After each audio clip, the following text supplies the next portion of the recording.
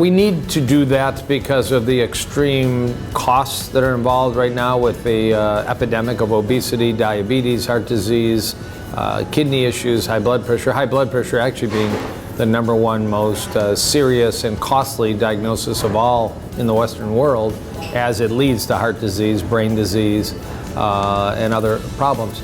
How do we do it? It's got to begin in hospitals and medical schools. It has to be recognized that, you know, it took 25 years from when the Surgeon General said smoking causes cancer to hospitals finally banned smoking throughout their campuses. 25 years. It's simply too long now in the era of the internet. We know food can be a poison. We know the World Health Organization said processed red meats like hot dogs, bacon, pepperoni, bologna cause colorectal cancer and many other diseases. Yet hospitals are resisting change. They're worried about loss of income. They're worried about ruffling their employees.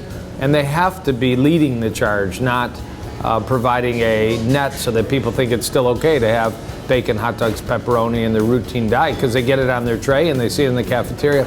So one has to be hospital stepping to the plate, literally. And there's some great examples. Locally, St. Joseph Mercy Ann Arbor is doing a great job. Beaumont Hospital's limping along, making changes. They should rapidly embrace change, but they're worried about loss of income. They've said that in recently published media articles.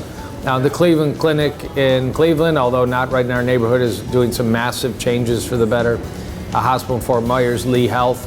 You know, if you can see a giant salad bar and green smoothies and labels in education that say, warning, these foods have high animal saturated fats that may contribute to illness, buyer beware, you're going to have made an enormous impact on the public. If they buy it, and the hospital will profit. And if they don't buy it and they buy something healthier, we've done our job, our mission. Doctor means teacher, and it's impossible to really imagine a hospital that's teaching sickness and illness rather than health and wellness. Then medical schools is the other one.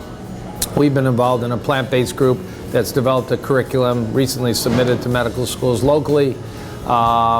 If medical students were required to watch nutritionfacts.org, spend 4 or 5 minutes a day getting a little bolus of scientific data on the impact of nutrition on health, it'd be a radical and not very expensive change, and that's where I see it coming.